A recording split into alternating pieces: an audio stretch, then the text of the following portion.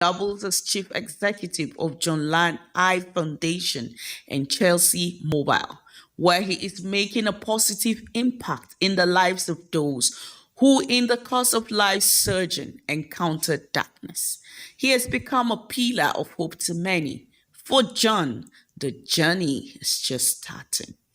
There's so much appreciation, even to those who have purchased some of the units, to those who are willing to support us, who are willing to be part of what we're doing. I've seen the appreciation all over the world. I've seen people who are willing to be part of us. So it's worth doing it, and we will not stop until we conquer.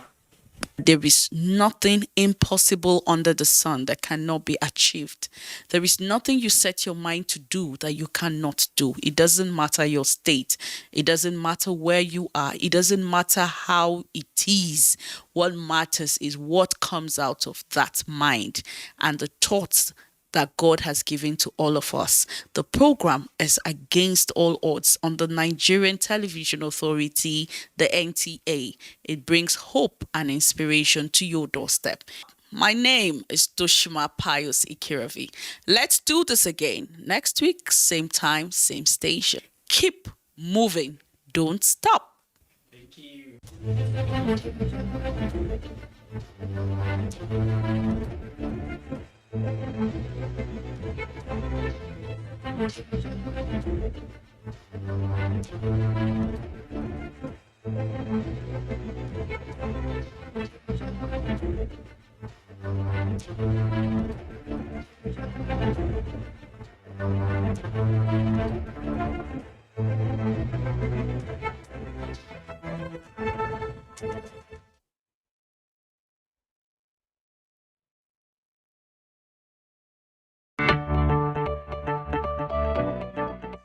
And welcome to another amazing edition of your weekend. I'm telling you, oh, it has to be heat, it has to be steamy, it has to be hot, but we've decided that, somebody has to tell a story that is family oriented.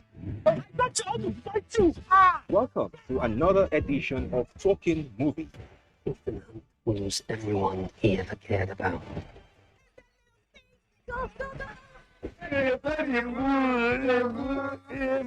See, when you say pour out, you can't call water. You don't excavate water. This is the number one program, Gallery.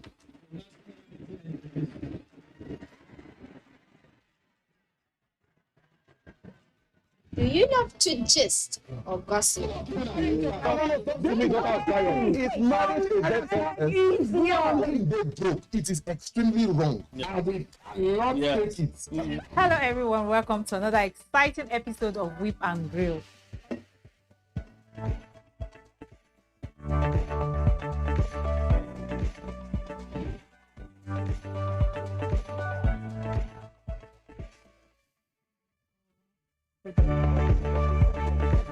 Welcome to the slant today, where we say it as it is and we get to enjoy ourselves talking about various things that are happening in our society. Beyond 6 packs. Because your job still remains as the man to protect the woman, to project the woman.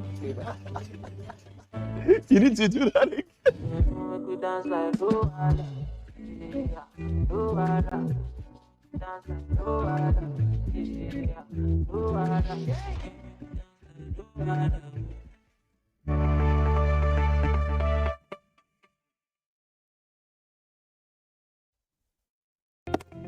Although social media as a channel of communication is inherently harmless, it becomes harmful and damaging when used without discretion and thoughtfulness. Bad social media users spread rumors and fake news without verification. But good social media users stop, reflect, and verify information before sharing it. Be a good social media user. Stop the spread of fake news. Verify the authenticity of your source and use social media responsibly for a better Nigeria. This message is brought to you by the Nigerian Television Authority, NTA, in collaboration with the National Orientation Agency.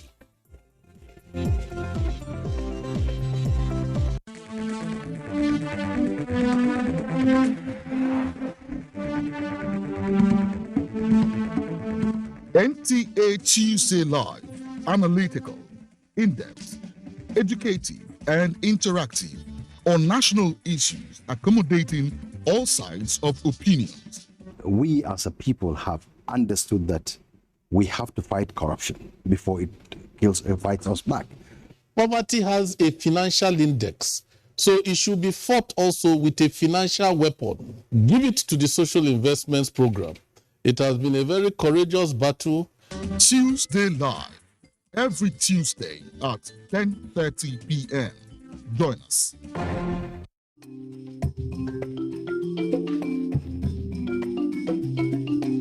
Did you get to see the way tell him about the post this? Don't forget to send in your messages.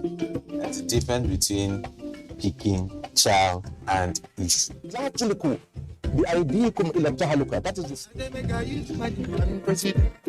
and do more with less people.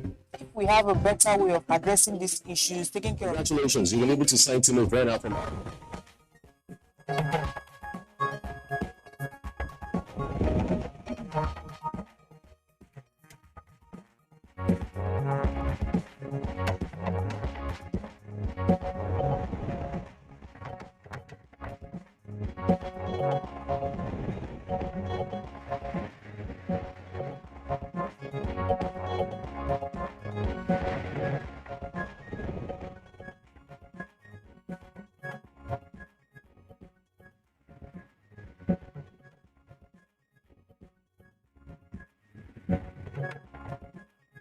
Let me see this opportunity to reiterate my commitment to free, fair, and transparent elections and smooth transitions.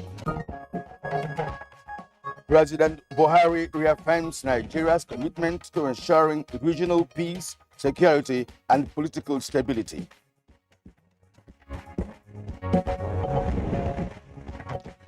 United Nations to support Nigeria's case for establishment of UN Convention on Deltas.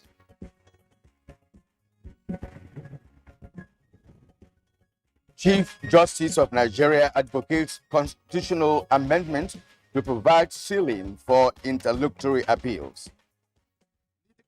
Across the various courts in the Federation should be rest assured that their cases will be given due attention.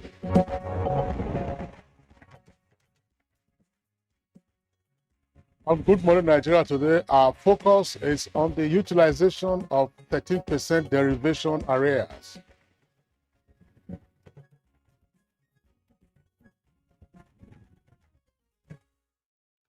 Since the revelation by Rivers State Governor Nyesom Wike on the utilization of 13% derivation fund released by the federal government, Nigerians, particularly the Niger Delta people, have continued to react to such disclosure. Now, some of the oil-producing states have admitted that only 3 out of 20 tranches have been released so far by the federal government. Now, Section 162, subsection 2 of the 1999 Constitution, as amended, provided that the principle of derivation shall be constantly reflected in any approved formula as being not less than 13% of the revenue accruing to the federation account directly from any natural resources. Now, based on that constitutional provision, the federal government has consistently made special allocations to the oil-producing states. If we say the federal government, that will be the Federation Allocation Accounts Committee. Now, the Derivation Fund, which is seen as financial incentives, is to, among other objectives, assist oil-producing communities in tackling environmental pollution and degradation, provision of basic amenities like healthcare, potable water, and roads, as well as economic empowerment of the people. Also included in that, of course, is environmental regeneration. Now, towards this end, most of the oil-producing states have established various development commissions to facilitate execution of projects to cushion the effects of oil exploration. And some analysts are of the view that intervention activities and physical developments in the oil-producing communities do not reflect the derivation fund received by these states. Now, reports indicate that the 13% derivation fund has made very little impact or nothing at all on the citizens of the host communities. Now, reports indicate that the utilization of the derivation fund is plagued by several issues such as lack of consultation with the host communities, inadequate governance structures, corruption, low project quality, lack of project maintenance, lack of transparency, as well as accountability. Well, the question to ask is how well have the oil-producing states, and more particularly the Development Commission setup, fared in discharging their mandates? What are the challenges militating against full utilization of derivation funds, more particularly the latest set of areas being released by the federal government? And what are the criteria for the siting of projects in host communities, and how have the commissions been engaging with those communities in providing development projects in their localities? These are some of the issues we intend to raise with our guests this morning as we focus on the utilization of 13% derivation areas. Good Morning Nigeria is live on the network service of the Nigerian Television Authority. We're glad to have you. I'm Kingsley Osadolo.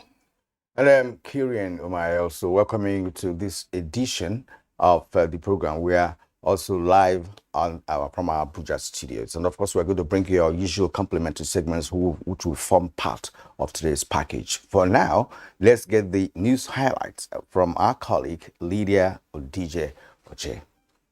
Good morning. Hello, Kingsley and Kirian. Here is the morning news. President Muhammadu Buhari has reaffirmed Nigeria's commitment to keeping the West African sub-region peaceful, secured, and politically stable. Speaking at the opening of the second ordinary session of ECOWAS Parliament, the president promised to particularly support ECOWAS towards restoration of democratic rule in Mali, Guinea, and Burkina Faso. To reiterate my commitment to free, fair, and transparent elections and smooth transitions. This is one legacy that I want to bequeath, not only to Nigeria, but to the region as a whole. Nigeria is ready to stand by any country in the region that is committed to organizing free and fair elections. Deputy Secretary General of United Nations, Amina Mohammed, says the United Nations will support Nigeria's case for establishment of a United Nations Convention for the Deltas. It is an outcome of a working visit to the Federal Ministry of Environment. It's coming at the right time. People are in climate crisis, and this would give more attention and target those specific areas. Member nations of the Lake Chad Basin Commission are weighing options to address the root cause of the challenges bedeviling the region. How to actualize this will dominate the 68th ordinary session of the Council of Ministers meeting, which is ongoing in Abuja. Libya is returning to the fold after 7 years of absence. Today, more than ever, we are requested to direct our actions towards addressing the root causes of the persistent and emerging challenges in the Lake Chad Basin, like insecurity, climate change, and desertification. Nigeria is on the right path in her quest of becoming self-sufficient in food production. Minister of Agriculture and Rural Development, while presenting the ministry's scorecard from 2015 to 2020, says a solid foundation has been laid for sustainable agricultural development by President Muhammadu Buhari-led administration. The NATI, that is the National Agricultural Technology and Innovation Policy 2022, to take us through to 2027, to guide the implementation of programs and projects to ensure food security, employment generation, and wealth creation in the country. It is not the business of the Minister of Innovation and Culture to issue travel advisories. Issuing travel advisories There is the prerogative of our embassies and high commissions. This is merely a piece of advice to Nigerians who may be visiting the affected parts of the world. The Presidential Health Reform Committee has begun a 2-day retreat in Abuja. The retreat is focusing on universal health coverage.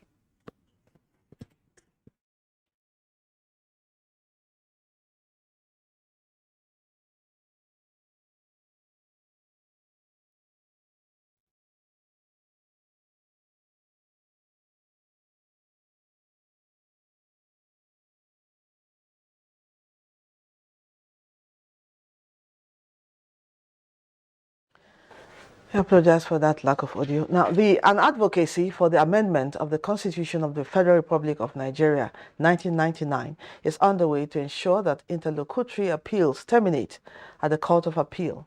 The Chief Justice of Nigeria, Justice Olukayode Ariwola, made the advocacy at the commencement of the 2022-2023 legal year.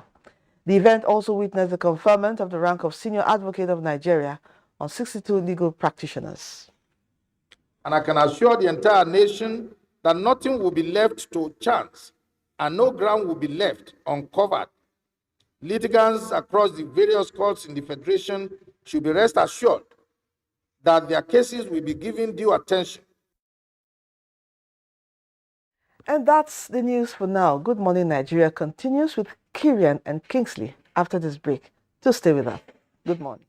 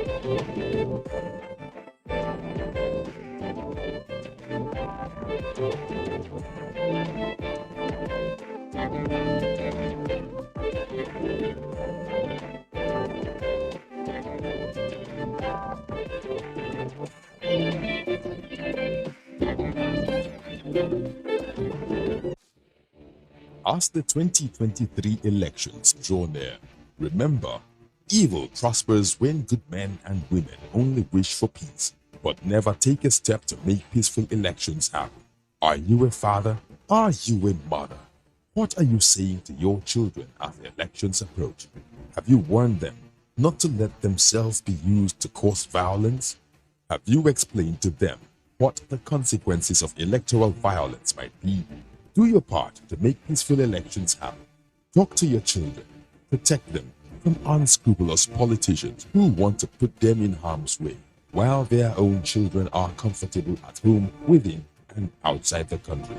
Let's join hands to make 2023 elections peaceful. This message is from the National Orientation Agency, NOAA.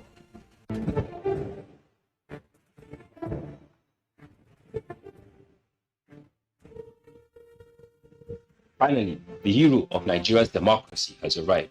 He shall usher us into a new phase of development, peace, and prosperity. He is the father of the new Nigeria, His Excellency President Muhammadu Buhari, GCFR. Welcome to another season of giving Nigerians hope yet again. We are sure of a great future for both ourselves and generations yet unborn. We look forward to your leading us as a nation into our manifest destiny. Though the challenges against us as a people are many, we know that your leadership shall set us on the right path to our greatness. A new dawn beckons on us all, and having you as our president is a precursor to this. Thank you for believing in Nigeria. This message is from the Nigerian Television Authority, NTA.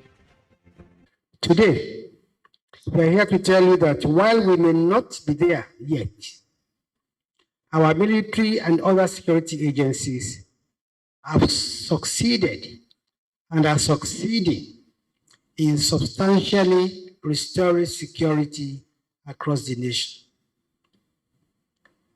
As far as the daunting security challenges we face are concerned, we can tell you that the worst is over, and never again will terrorists and bandits and their cohorts hold sway in our country. This message is brought to you from the Federal Ministry of Information and Culture.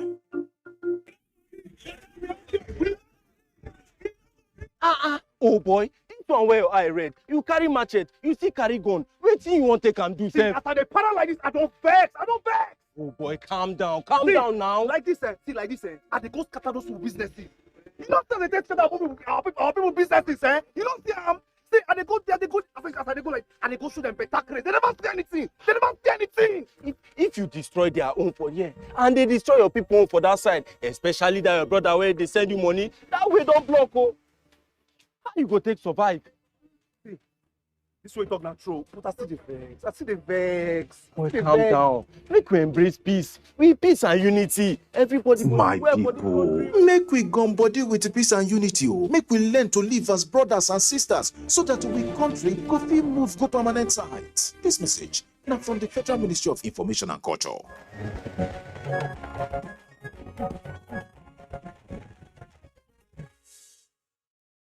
Thank you for staying with us on Good Morning Nigeria. Now let's talk business. Nigeria and United Kingdom are committed to deepen trade relations and improve on their trade present trade volume, which of course stands at £5.5 billion. Let's now join Kunle Adeye for details of that and even more.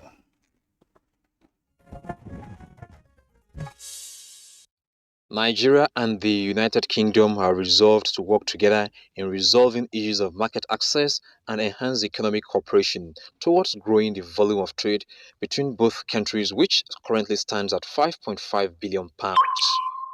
And this is why the UK government has put in place the Developing Countries Trading Scheme. This is one of the most generous preference schemes in the world, with enhanced preferences for UK-Nigeria trade and investment.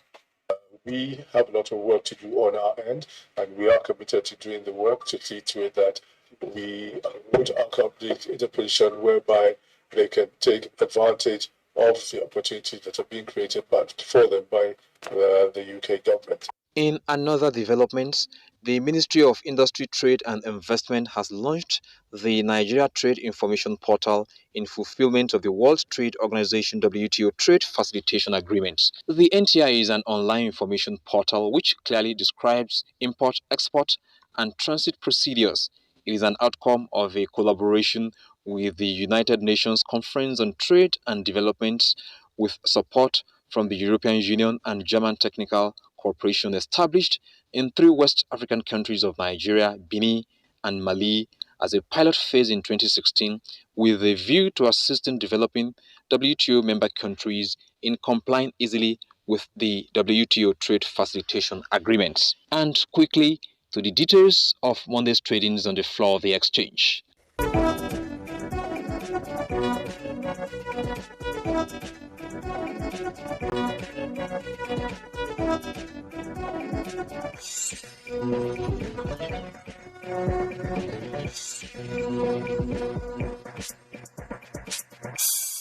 With business news, I'm Kunle Adeye. All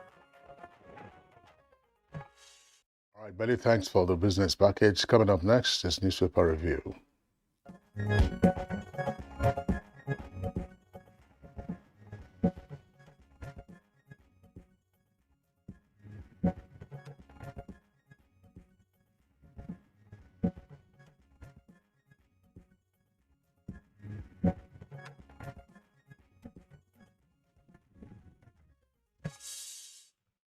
Let's welcome our newspaper reviewer, Chukwudi Okolie Ubaja. Chukwudi, it's good to have you again today. I am looking forward these days forever, to seeing you guys. You've become infectious. Happy to be here again. Right. right. We have about 3 newspapers this morning for review, and let's begin with the New Telegraph newspaper. The New Telegraph newspaper. All right, now, Nigerians, most litigious people on earth. That's according to the CJN. It's on page 3. Swears in 68 new SANs. Better days ahead for judiciary. That's according to Malami. All that on page 3. Yuletide. Federal government to suspend work on Lagos-Ibadan Expressway to conduct promotion interviews for civil servants on December 10th. The story can be captured fully on pages 4 and 8. Lagos warns against indiscriminate storage of petrol. That's on page 6. Now, the lead story on the New Telegraph, travel advisory. Why Nigerians should be on alert in US, UK, others. Federal government. It launches trade information portal.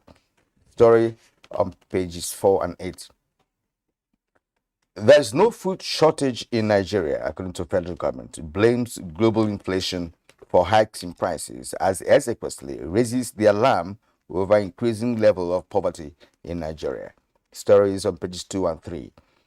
Local government pool. Adeleke suspends OSEC chairman and members. That's Osun State Independent Electoral Commission. Commission withdraws certificate of return. Osun Assembly kicks over decision to rename state. On pages 2 and 5. Ekiti Obas to Arabi Sogan. Withdraw your case from court as monarchs intervene in assembly crisis in Ekiti. That's on page 4. All right, now below the photo story, we have ASU once again. Fresh crisis looms over unpaid 8-month salaries. Lecturers stage solidarity rallies in Unilorin. That's on page 2. All right, 2023. We are interested in who becomes next president. Sultan. Story on pages 3, 5, and 26. Now, there are 2 riders to that. Attacks will not affect preparation for polls. INEC says over 67,000 PVCs yet to be collected in Kebbi. Buhari's in-law dumps APC over primaries. All right, Kinsley.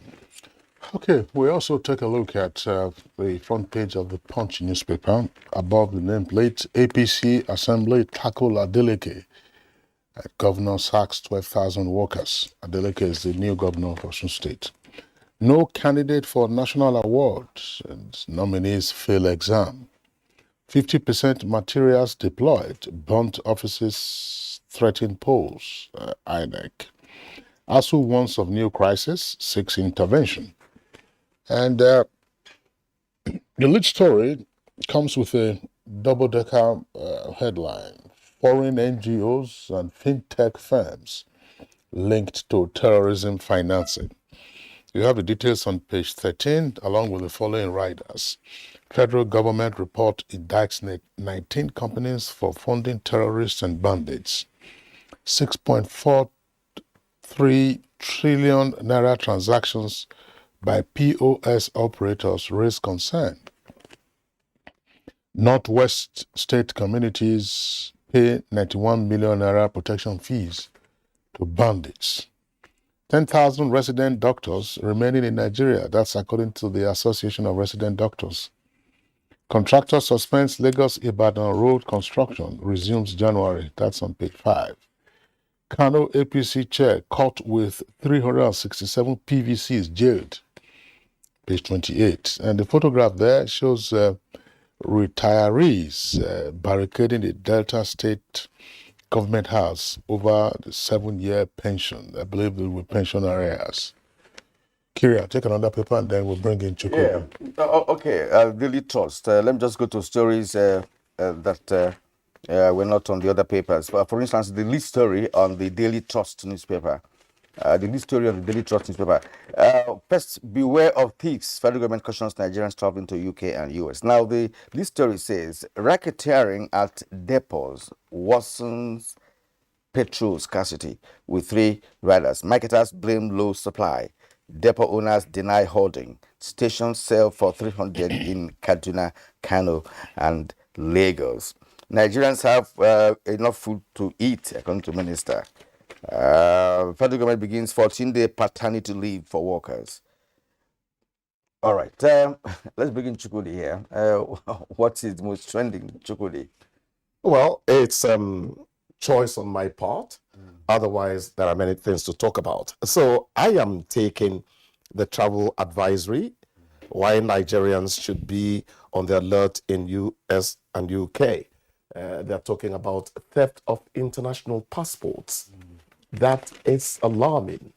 When your international passport is stolen, and we know that the rigors that accompany getting one again, particularly if you're taking them from our country, that is something that scares some people.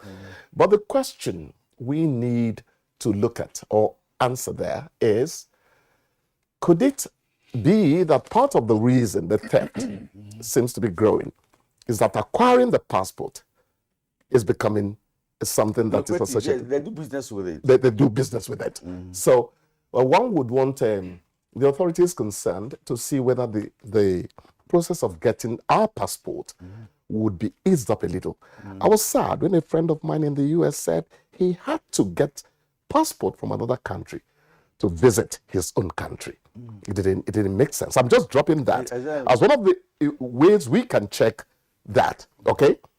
Now, honestly, the issue of theft, let me just share this experience, with you, and others. It happens in Rome, right? Where I arrived in Rome for a FAO meeting, with the then minister, of agriculture, who is now the president of African Development Bank. Additional.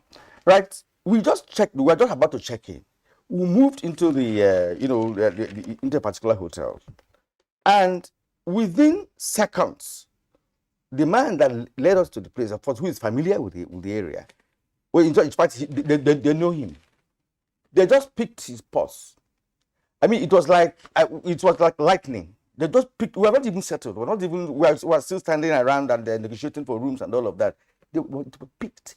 So by the time the CCTV, was played back, so the guys covered their face. And when we were dropping our bags, in the hotel, we felt secured. But that man lost, his travel one small purse with some money because he was supposed to stay in room for about a month. And so that theft is there. It was premeditated. I think that it's a useful piece of advice. Because there are some inexperienced travelers who would assume that when you go abroad, there are no pickpockets. Exactly. There are no thieves. There's no pick luggage, and so on and so forth. What you're saying now, it's something that I also witnessed. I wasn't a victim. This went for the UN General Assembly, 1990. I remember that in New York, Midtown, Manhattan. We were checking into the hotel. I won't mention the name of the journalist whose part of whose luggage was picked, and another gentleman who's I remember the name. His first name is Emmanuel. I thought you said you would not. No. I said I wouldn't mention his name, but his first name is Emmanuel. I remember that incident very well, and it was crazy. Because we were just at the check-in counter, at the front desk, just getting Midtown Manhattan. You wouldn't imagine that such a thing would take place there. So Nigerians are advised, they've mentioned Oxford Street. The whole world converges on Oxford Street in London. There are CCTV cameras, plainclothes policemen, and so on and so forth. But pickpockets are all over the place. I think yes. I have to quickly confess that I'm sure I took some naivety into the United States in 2001. Let me not tell you what happened to me because of that naivety. I think it goes beyond. Some of us get misinformed about the things happening abroad. Exactly. We think that this is the place where all the evils happen in the world, and that once you go into Igbo land, it's El Dorado. That is why I like the advisory the federal government is giving to people who are traveling abroad, to beware of some of these things. I would have actually added if I were the aide putting out this information. That part of the reason we are giving you this travel advisory is that one crazy guy over there could at will go to a guns shop, and buy any weapon at all at will, run amok at will and start killing people at will. That's part of what I should have added, because the impression is that it is only the UK, the US, and the rest of them that should issue these advisories. Kingsley was talking about the other time about the need to be wary of what some of these Anglo-Saxon, that's very important. We're not creating a counterforce, please, but it's important that we too warn our people what to be careful about when they travel abroad. All right, this issue of racketeering at depot, because I just came back a week ago. The recurring decimal from the east, and met queues. Where did you meet the queues? Where did you make the queues? In Abuja? In Abuja. Not in the east? Not in the east. Elsewhere, there's no queue from all indications. But then you buy at 230, 220, as the case may be, some 240, as the case may be, right? But here in Abuja, well, nobody wants to sell above the pump price. That is what I hear, because I talked to some of them, attendants at filling stations. They don't want to sell at above the pump price.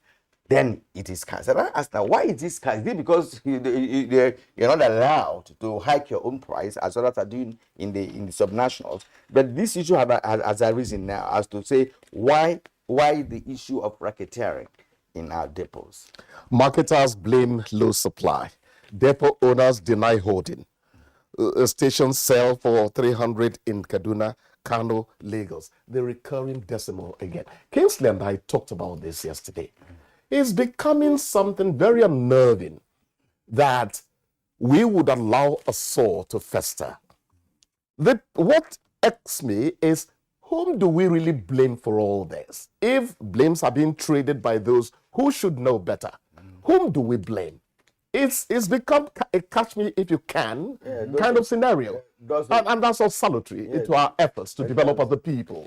Those operating the supply chain, they do some shoddy deals in that. Why would we allow the loophole? Well, I said yesterday, and I want to restate that, it looks like marketers are deliberately manipulating supplies in order to trigger an official hike in the pump price of petrol. That's what all this game is about. If it's available in the east for the price you mentioned, I don't, other than Lagos and Abuja, because when there is pressure on Lagos, then you have the stories on the front pages every day. When there is pressure in Abuja, the powers that be will see what's going on, and therefore will be tempted to respond. Let's see how they play themselves out. Because I'm sorry, Chukwudi, we might be running out of time. Okay. I'm sure the producer, but there are two stories I want to draw attention to. One we touched on yesterday, which is Adeleke, the new governor of Osun State. You recall yesterday we were talking about the executive orders is issued, and I did say that there was surplusage in his action in reverting the name of State of Osun to Osun State. Yesterday, the Osun State House of Assembly passed a resolution saying that they disagreed with him and that the name State of Osun, as well as the state anthem and symbols, were the product of legislation, and therefore no executive order could alter those. But the point to note is the statement also by the State House of Assembly that, look, yeah, they recognize that there has been a judicial decision on this matter, saying revert to Osun State. But it then indicated that, until the full legal process is exhausted, which suggests that probably the matter is on appeal. At what stage of appeal is the matter? It didn't say. But if there is a judicial decision already, say revert. And now, what then was the subsequent decision, order granted? Did he say maintain the status quo? Was the status quo for you to maintain a state of Osun or for you to maintain Osun State? It's like hair splitting, but the key thing is that, look, there has been in my view, there has been a judicial authority saying it is Osun State because that is what is recognized in the Constitution. You are saying that the court is the final arbiter. Big time. And if there are procedural flaws, those can be talked about later. But for now, obey the court. That's right. That's what you're saying. Well, the issue of court cases in Nigeria, or the way cases are handled in Nigeria, it pisses me off. Sometimes. So some unnecessary. Don't let it piss you off. Remember, you're sitting beside a guy you can't call your learned friend. Some unnecessary complexities we introduce in simple matters. For us to begin to interpret the Constitution, interpret the law, and those law practitioners are now making it look as if it's a very difficult thing. And again, what is in the name of a state anyway?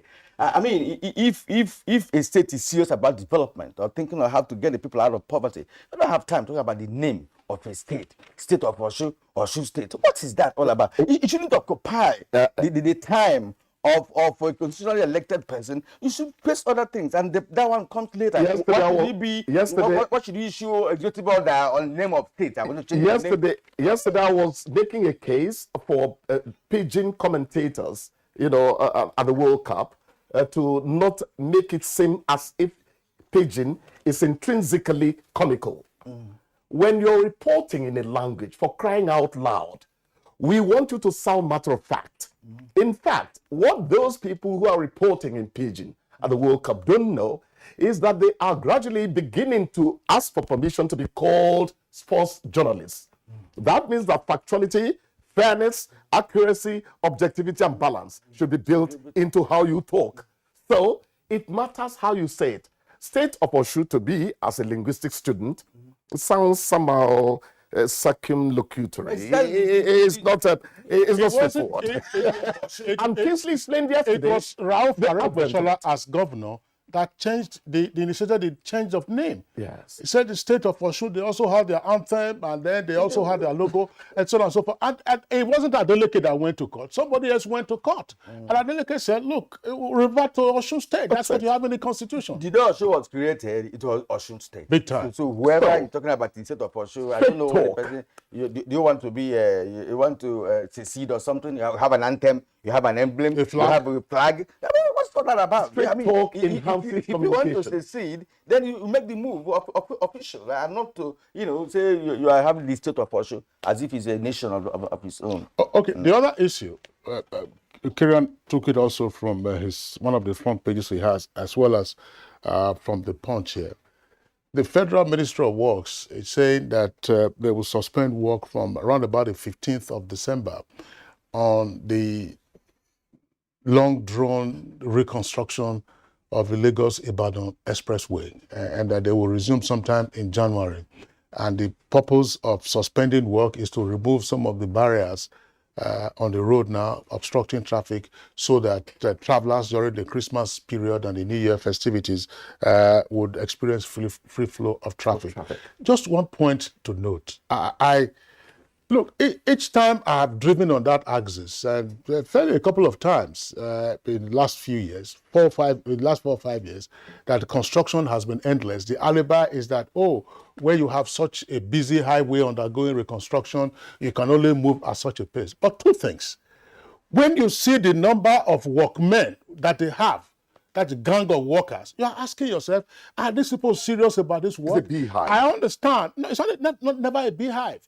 I understand from those who reside on that axis of Ogun State and Lagos that these guys, they sometimes just work like civil servants. Yes. They are supposed to be private contractors. I was actually saying that in terms of number, they move around like bees. No. So why won't we see? No, they don't move around like bees. What I'm saying is that you have just very few workers, and they don't work round the clock. If you walk around the clock and you use floodlights and so on and so forth, this job would have been long since completed. No, okay, gentlemen, we're going to conclude this here, but just to add that I grew up knowing about Lagos Expressway. It has never been completed in the past 30 years. So this issue of stopping work and continuing work, for me, doesn't make sense, as a matter of fact. A road that has been constructed for the past 30 years, it cannot be completed by each regime who come and continue. Is it endless? You are exaggerating. No, if you are expanding. No, 30 years is like 30 years is like 92. Excuse me, if you are expanding. That's not correct. No, listen, it's not correct. Wait. Had there been a time that Ibadan Lagos Expressway has been completed and road users are using it without any hitch? Gentlemen, let's not get into a fray about it. Kingsley has said it's not a case of too many cooks spoiling the broth. Okay, but falsification. No, Kira.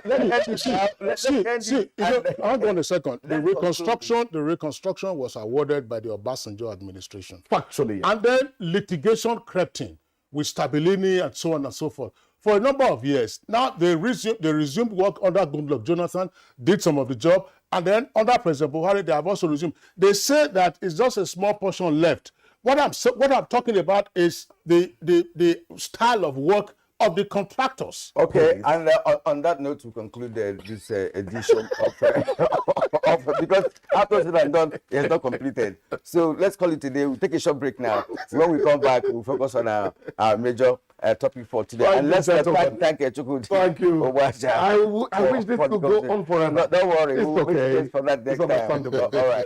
We'll take a short break now. We'll start back very shortly. Don't go away.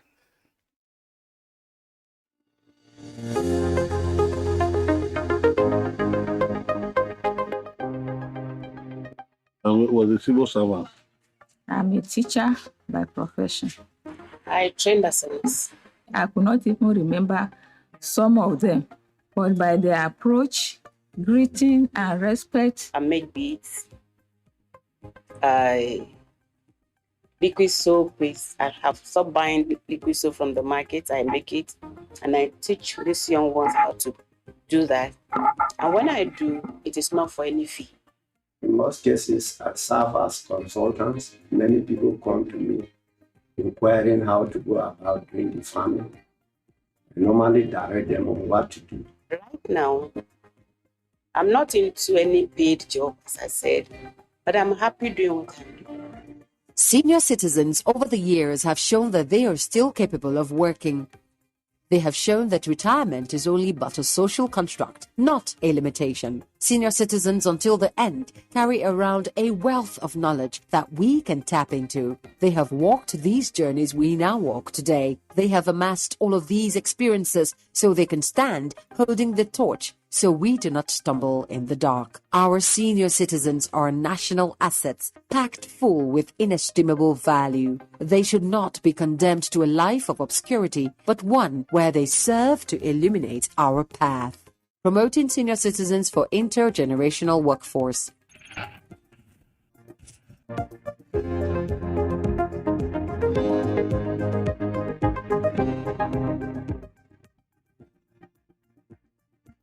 Critical military objectives of total defeats of the terrorists in the Northeast is already been achieved.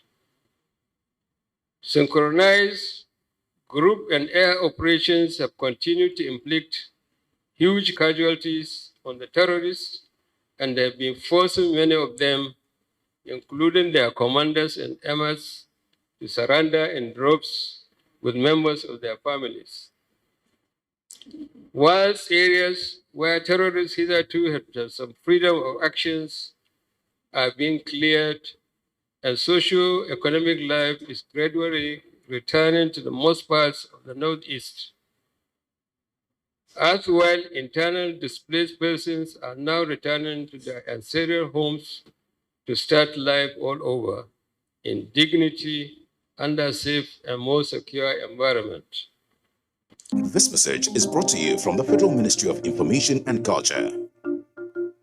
Our pastors, our imams, in every church, in every mosque, please realize that in the course of praying for peaceful and transparent elections, we all have duties beyond prayers.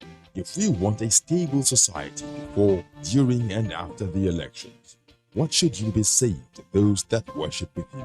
All Sundays and all Fridays, you are saddled with the responsibility of bringing up good generations. It is therefore your duty to both man and God to ensure peace all the time, no matter about elections alone. People talk to people and people listen. Talk to your followers. Make them listen to ensure peaceful 2023 elections. This message is from the National Orientation Agency. The counsel of our fathers. I will urge and advise our younger generation to use talent and brain to sort out problems. arms. Nigerian youth, let's build our nation together.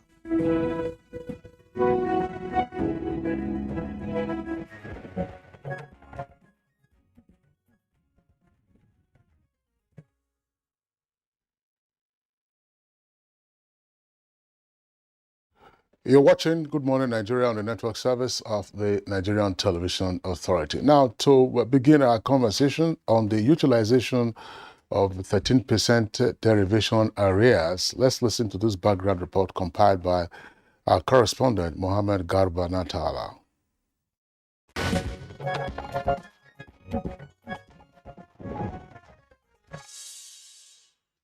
The 13% derivation is a provision enshrined in Section 162, subsection 2 of the 1999 Constitution as amended, meant for the oil-producing states. The benefiting states are Delta, Akwa Ibom, Bayelsa, Rivers, Edo, Ondo, Imo, and Abia. The derivation fund is for exclusive use of oil and gas producing communities as compensation for loss of fishing rights and productive farmlands as a result of oil and gas exploration and production activities. In addition, it is meant to assist in addressing environmental pollution and degradation, provide basic amenities such as health care facilities, potable water, roads, and economic empowerment of the people in the host communities. Reports show that in the last few years, federal government has paid trillions of naira to the oil-producing states from their federation account under the derivation formula. The benefiting states have set up development commissions with a view to execute developmental projects that will impact positively in the host communities. But many of the communities in the Niger Delta region have not been feeling the impact of the commissions to commiserate to the amount received as derivation funds. Also, data from the National Bureau of Statistics revealed that intervention activities and physical developments in the oil-producing communities do not reflect the derivation fund received by their states. The recent comments from the Rivers State Governor Nyesom Wike on the utilization of the derivation fund generated divergent views by Nigerians, especially the Niger Delta people. What is the oil-producing states doing with the derivation fund accruing to their states? What level of consultation do they undertake in executing projects in the oil-producing communities? And what level of transparency and accountability is put in place to ensure judicious utilization of the funds? These are some of the issues guests shall be talking about shortly.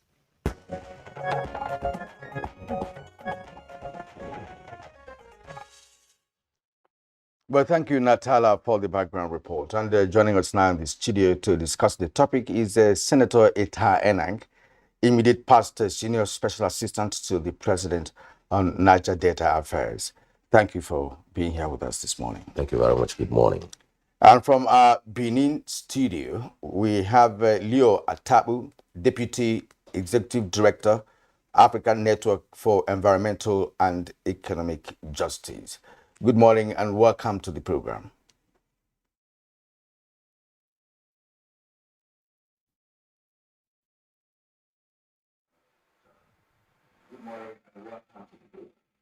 Thank you.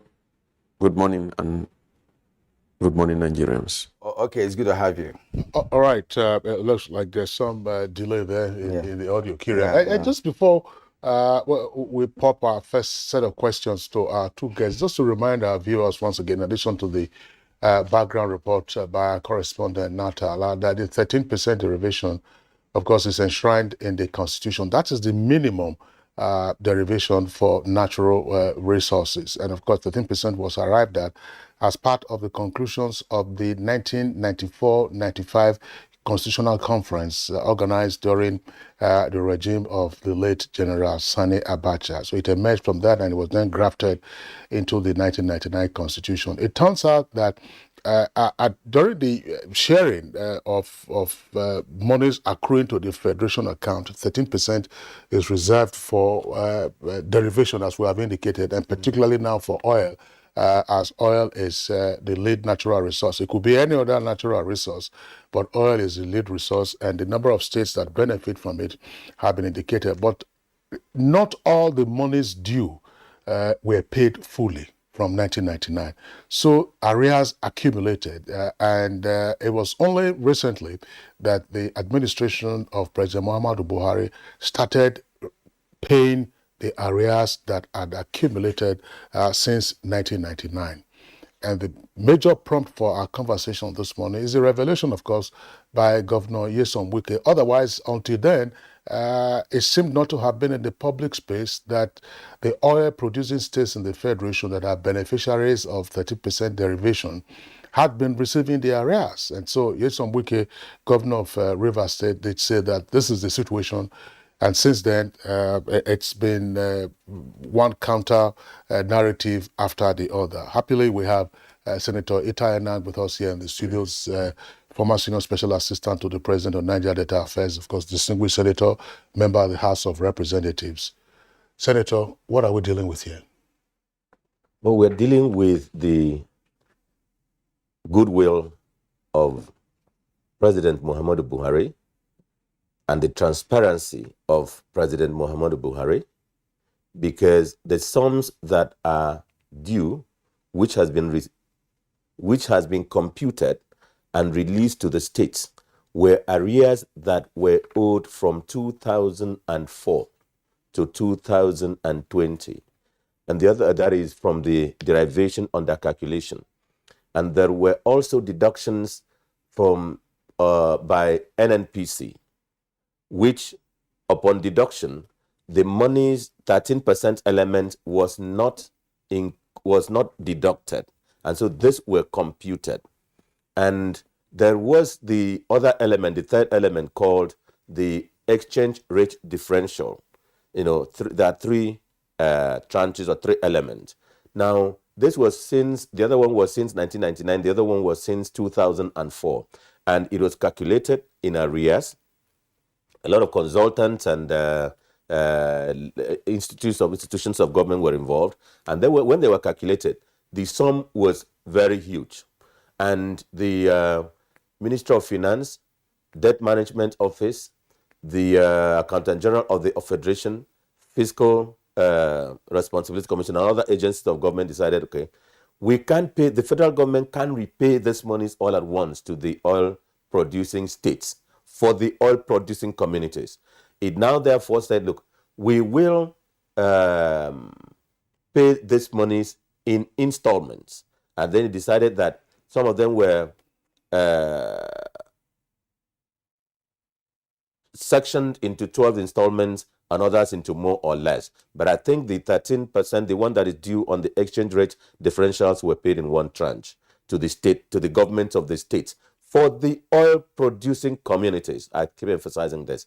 So, you know, these are money that were due from the previous governments, but President Muhammadu Buhari said, look, they are entitled and it has to be paid, but the federal government cannot pay at once.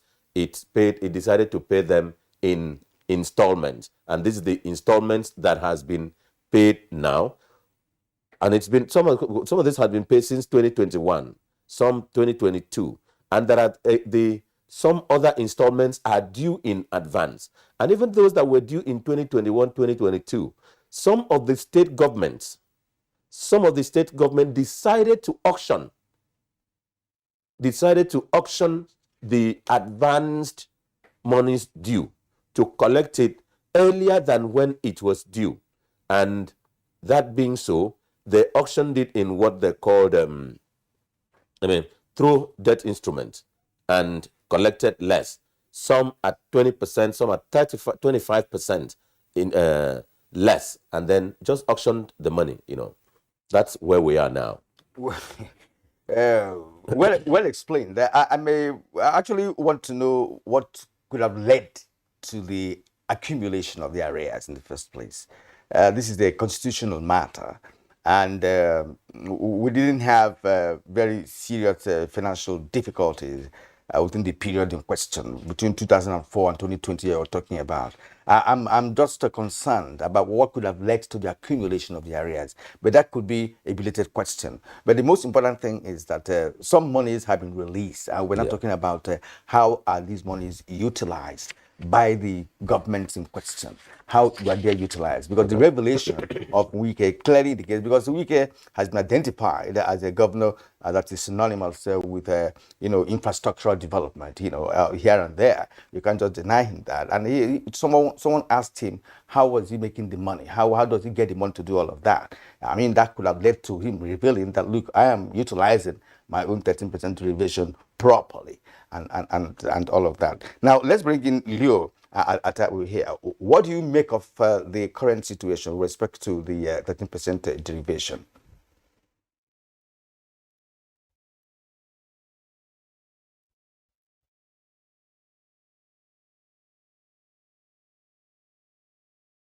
Yeah, thank you.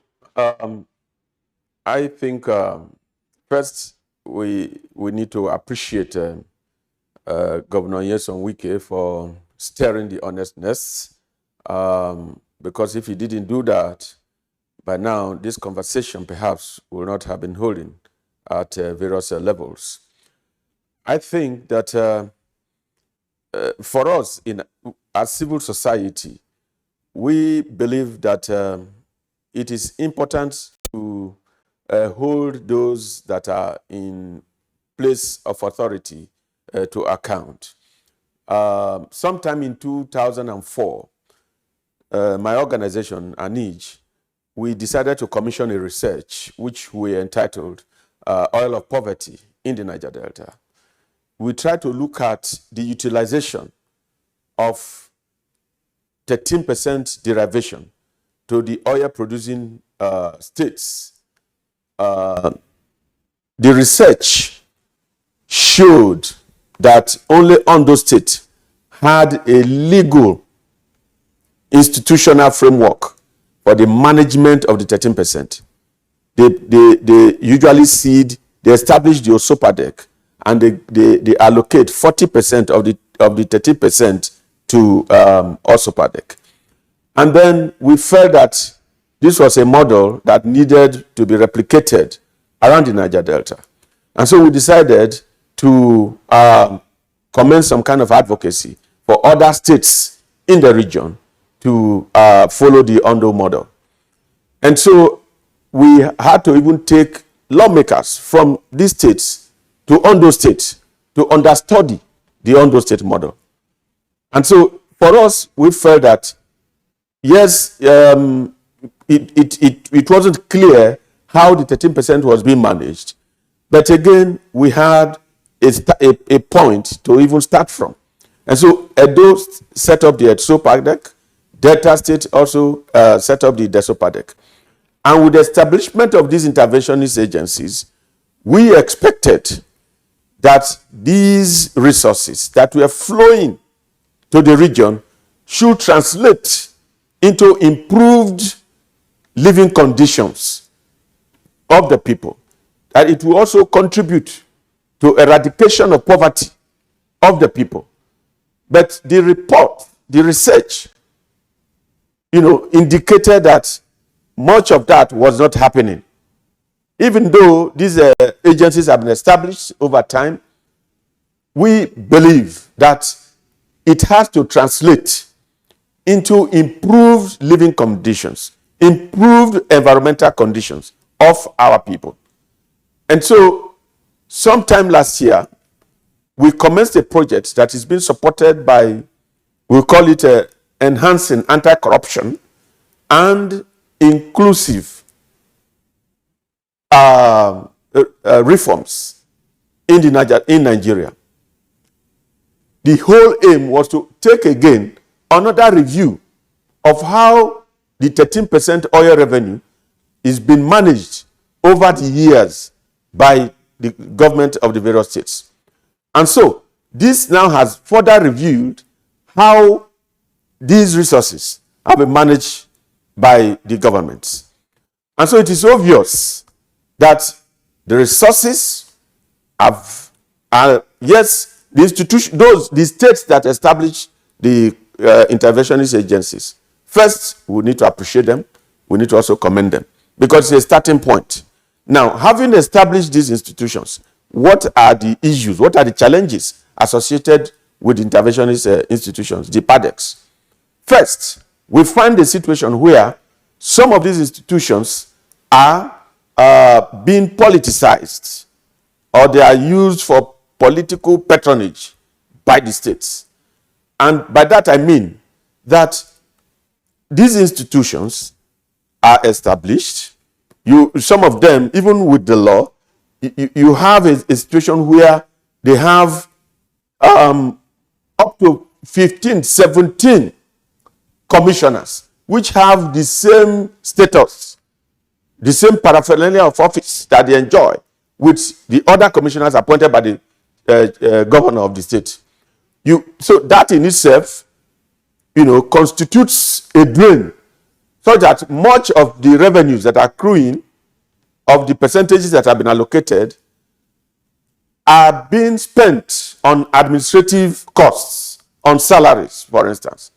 And then again, you find a situation where some of these agencies were overstaffed. You have too many employees, within the system. And so you find that the original aim that we advocated for these institutions to be established, is being undermined. And again, if we also discovered that there are issues of transparency and accountability, there is not enough disclosure to the people. The governors will not tell the citizens what they are receiving and how they are spending it. And the institutions, the approach, the development approach that they adopt is not in sync with what is expected, for the development of the region. What do I mean by that? You have this top-down approach. That is, the managers of the commissions, they believe that they know the problem and the solution. The people are not being carried along. There's less consultation. In fact, in terms of development priorities, the people's development priorities are not being factored into the development initiatives of some of the institutions. So these are some of the challenges that we identified. But again, how do we, have there been some progress? Yes, there have been some progress, because some of these institutions, they've been responsible for some road construction, some even police offices, police quarters, police posts. They have been constructed in some of the oil producing communities. But again, are these what is expected of the intervention agencies? It is not. Leo Atapo, thank you very much there for your detailed explanation as to the various bodies set up to manage the 13% derivation receipts from the Federation account. We'll return to you presently, but let's come back to the studios. Senator Itayanang. Senator Itayanang, you listened to Leo Atapo. Now, it appears that the pre-existing structures, processes, and procedures are what the latest areas disclosed by Nyesom Wike, governor of Rivers State, just fed into. And therefore, the monies just seem to have made no impact whatsoever. Is this your reading of it? Well, it's my reading of it, and let me say that many people have commended Governor Wike. Apologize for mixing up his name. The governor of Rivers State, but I'll be reserved in my commendation. I commend him, but I'm reserved in my commendation, because the money for the derivation funds is meant for the development of the oil producing communities. It is not meant for the development of the entire state. Let me commend some governments that like Ondo State and like Delta States, which have established the Oil Mineral Producing Areas Development Commission. First, they have established this in full, that is as addressing. Like Delta State, as advisor on Niger Delta, I had engaged with the mineral producing areas and the host communities. And we discovered that the Producing Area Development Commission were just conduit, like my brother has said, and were used as political instruments. But it is even better than states like Abia, Imo, Akwa Ibom, Rivers, Bayelsa, Edo, and others, which have not established at all. Let us not accept that these monies are sent to the states as trustees. And in law, a trustee does not convert or use trust properties. Now, Wike has used it for the development of the urban areas and a few other areas. But I want to pray that a lot of it should go to the development of the oil-producing communities, because this is why you have seen the tension in the area, insecurity, and unfortunately, most of the indigenes of these oil-producing areas have been reduced to security men for the oil-producing companies. They have been reduced to a situation where they just become guards, pipeline guards, and tempted into bunkering and the illegal refining of petroleum product. This is what ought to have been prevented, Now, I want Governor Wike also and all other governors, and I emphasize this, because I had said at the beginning of this program that this monies has been discounted in advance. Some monies were due to, some of these were sectioned or instrumentalized into 3 years, 5 years, depending on how much you were entitled. But these governors have taken these monies in advance, which is some that should have been due to governments in the succeeding administrations. But they have auctioned it. They have you will explain that auction. I mean, it's just it's intriguing, Kirian, isn't it? Yes. I mean, this is the first time I'm hearing. This is the first time I'm hearing of. I know I read your statement. Money. Yeah, you are auctioning your credit in future. And by the way, let me pause you and then just throw this in as a correction. Edo State has its own oil producing development commission. It was set up in the twilight of Governor Lucky Igbenedion's administration. I recall that the secretary to the state government at the time, Pastor Osage Ezeyamo, chaired the committee on the executive branch that collated all the issues and then, of course, did the drafting of the bill, then sent to the State House of Assembly. And just to also indicate that because a state also hopes to develop holistically, it then said, yes, a greater percentage will be devoted to the oil-producing communities, but at the same time, you would not neglect you said that the other parts of the state would not be an eyesore. That's just one point I needed to make. But Kieran, as I said, Senator Ita is telling us about auctioning the money that it sounds bizarre. How does it work? Now, you can be entitled to money in 3 years or 5 years. Now, while that is not, when in waiting for that 3 years, you can decide to take the money in advance by discounting. Is the process I call discount. They call this discount in law. Discount some percentage of that amount. Yes, discount the amount by, if it were 100 billion, you can say, give me at 70 or 75 billion.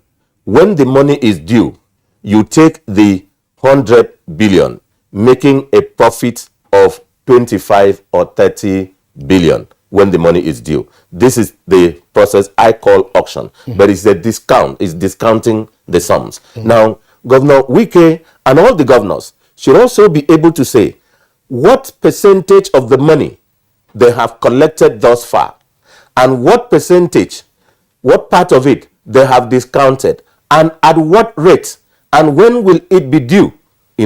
This is part of what has not been. Now, I have particularized this money, these documents, and if you allow me, I will just give you details of about 3 or 4 states ahead. where they have, how much they have collected. Okay. Go ahead, please. Now, in a memo I made, I had compartmentalized this into 3, which is how the monies were made. The derivation component was not deducted for oil producing states.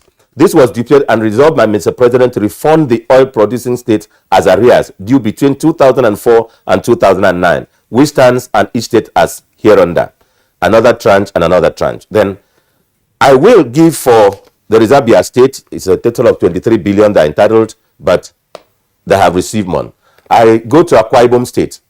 The Akwa Ibom State, for the first element, the sums they have received thus far is 128 billion 592 million 811,000. Just approximate. Yeah. Yes, approximate. Now that is on the first element. On the amount outstanding on this, which they are entitled to discount or in any other manner, is 77.3 billion.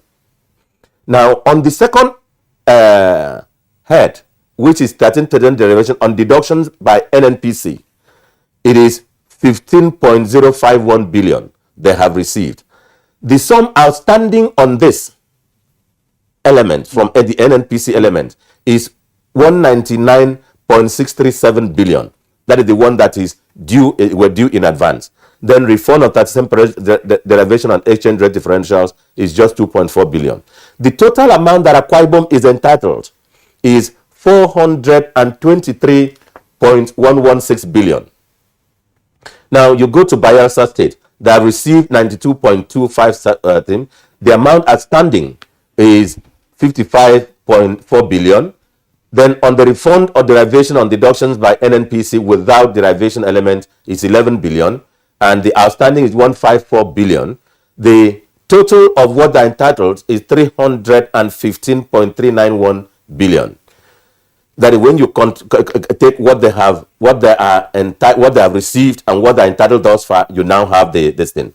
Now, Cross River State, after the judgment on Bakassi, the Cross River was delisted from some of the benefits. So they have only received 1.3 billion and it's not how much. Then you go to Delta State.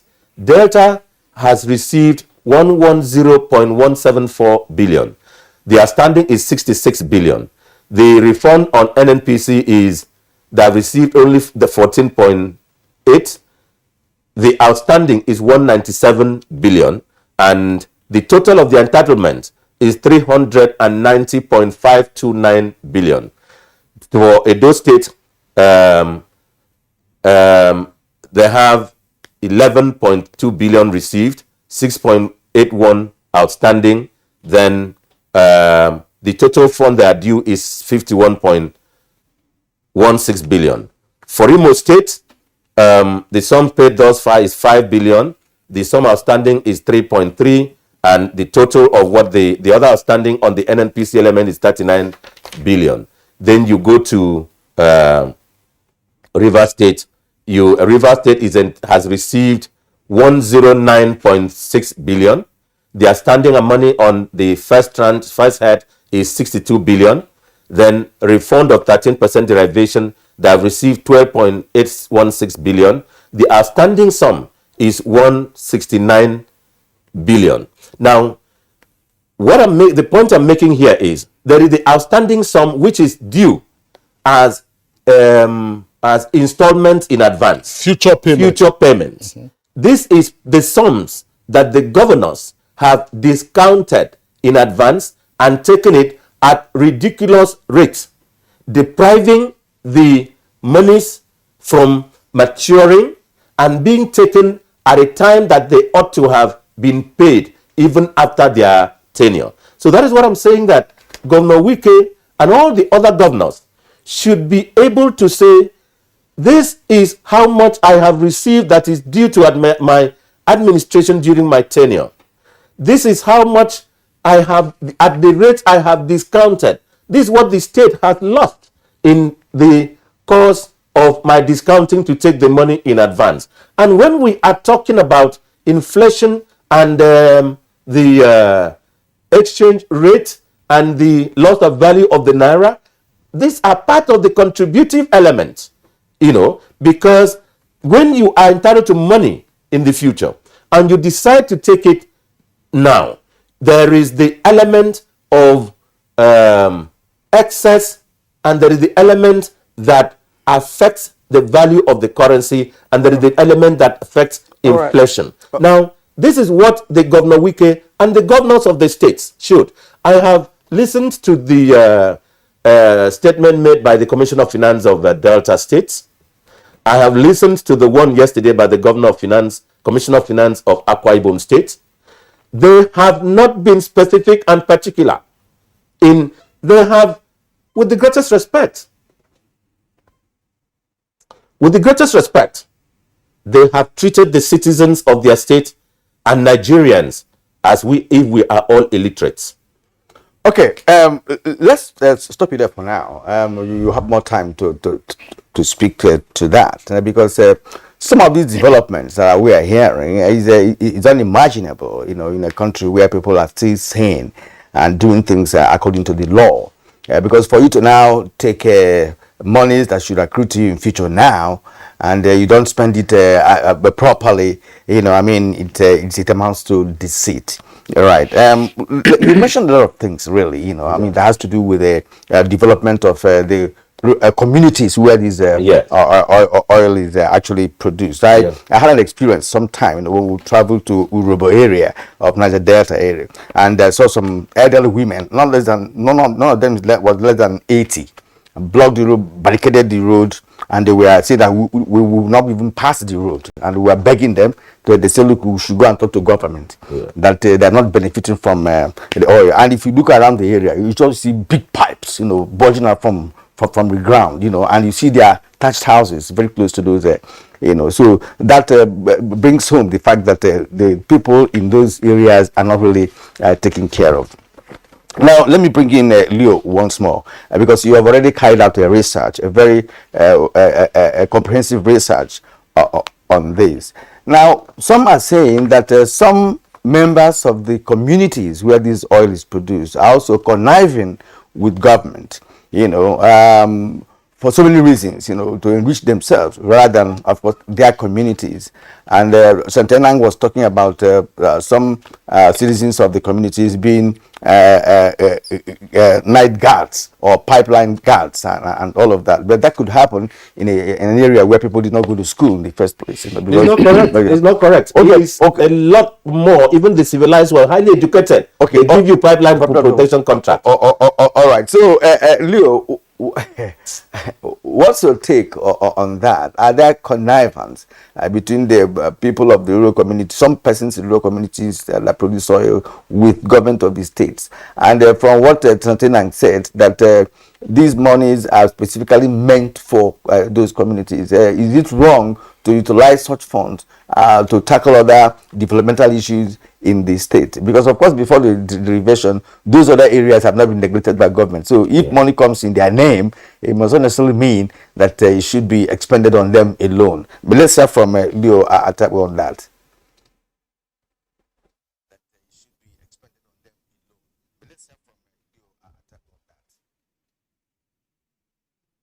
Yeah, thank you, Kiriam. I think that the issues here, some community leaders, no doubt, are complicit in the problem of development of the Niger Delta. There's also issues of connivance, but all of this boil down to issue of corruption, issue of lack of transparency, and issues of accountability. Because if we take away corruption from the system, if we take away, if we ensure transparency, and then we ensure accountability, in a state like Bayelsa, they do not have the interventionist agency. But I do know that they have the Bayelsa expenditure and transparency, whatever. That law in itself, was initiated to disclose to citizens how much that they receive for this 13%, and then how much that is also, how it is being expended. For what was it, where and where were they expended? So the issue of complicity is there from the local people. There's no doubt about that. But again, the management of the 13% is a whole lot of issues around that. For us, as civil society, it is not a bad idea to have something like a commission, like some of the states have done, to take responsibility for the management of the 13%. So it now behoves them to be accountable to the citizens. The citizens on their own also have a... Now, Wike has disclosed that, I give thanks to Mr. President for releasing 13% to us to do our work. Now, having done that, it is now important for citizens to equally, other citizens of other states, to hold their own governors to account. The money you collected, how have you spent it? And then one way of demonstrating that is the 2023 election that is around the corner. This is the time to hold these people to account. The money you received, what have you done with it? And then the institutions that have been established, for me, it's not a bad idea. It is time also for us to begin to see what kind of reforms can be put in place for these institutions to be strengthened, for them to be able to deliver on their mandates. Because their mandates are clear, they are nice, they are beautiful, on the law. But how are these objectives? How are the objectives? How have they been delivered? Leo, it looks like for instance.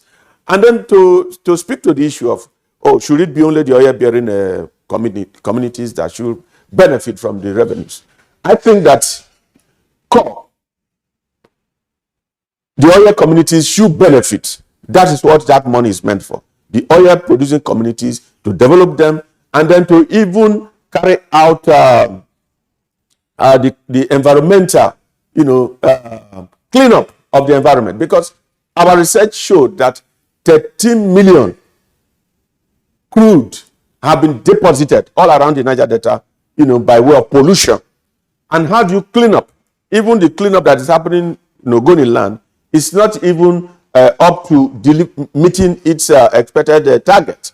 So how are we doing that? How are we achieving that? So this is what this money is meant to achieve. But again, most of the people from oil-bearing communities, they also live in the state capitals. They live in the urban centers of the state. So the idea of, let other parts of the state also benefit from the oil revenue, just like other parts of Nigeria are benefiting from the oil revenue. It isn't a bad idea.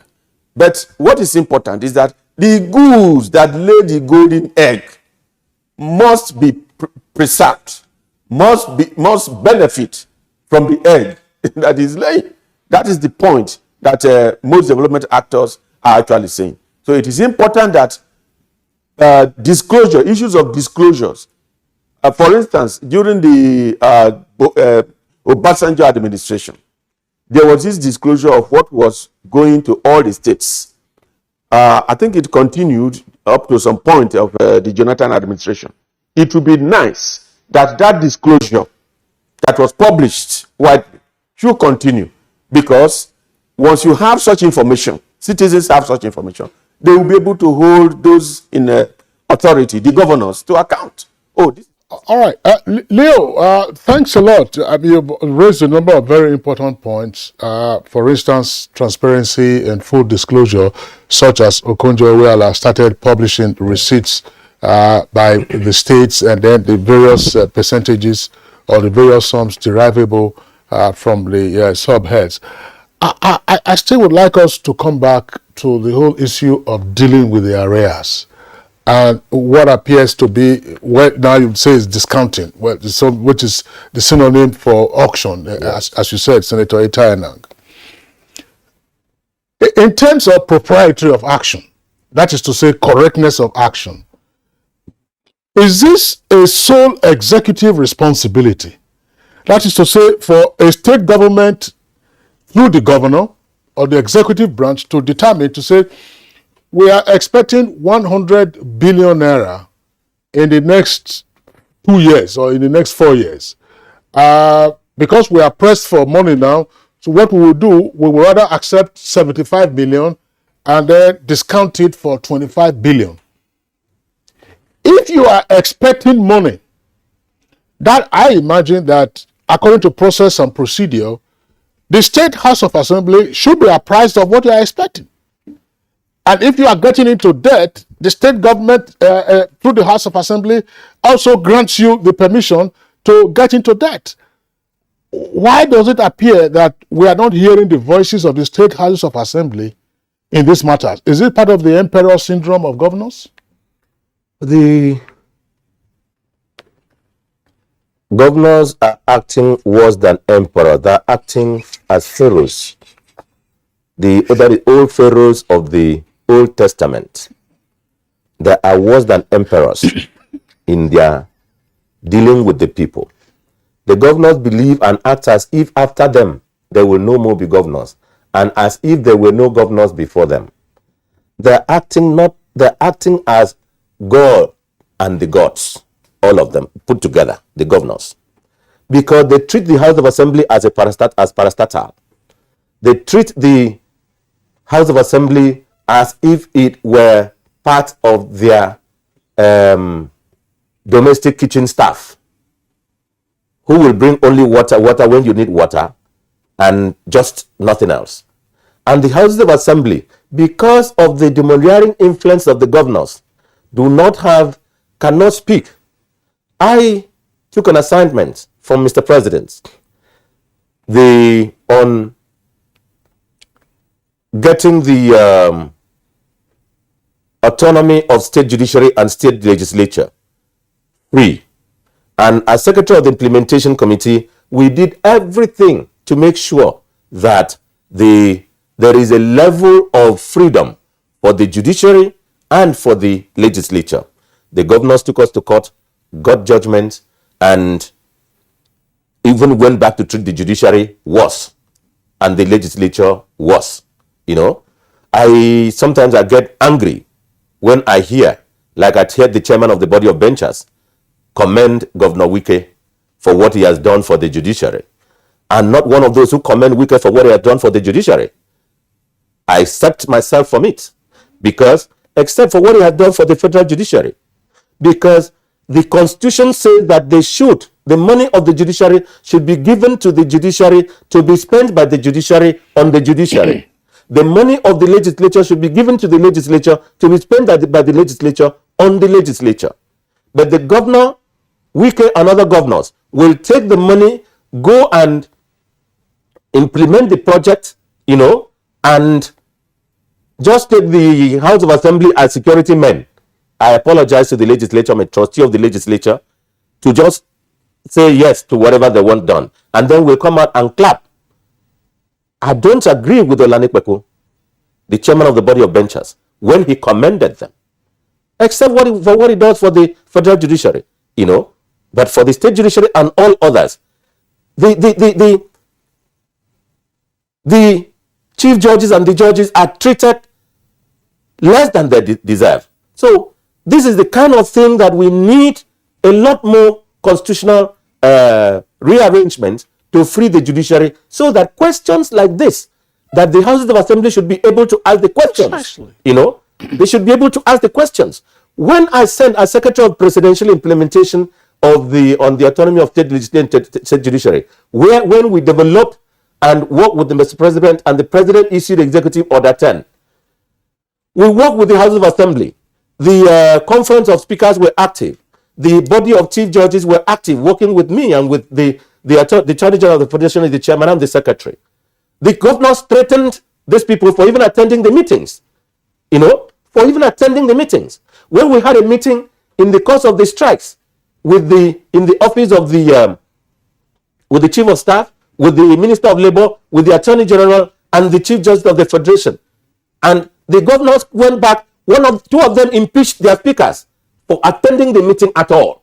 So there is something that we need to do about to free the economy, because state House of Assembly will be able to speak on this. Now, if a governor says, my judiciary, like the Governor Wike confronted me in the banquet hall of the Governor's Lodge in Port Harcourt, as Secretary of the Implementation Committee, when we went for the bar conference last year, confronted me personally over it. So you can't involve my judiciary. How? This was me and Wike, Governor Wike, His Excellency, my brother, the lawyer. So we have to think about doing something more. Please let me get to this element of the proper utilization of the money for the development of the oil communities.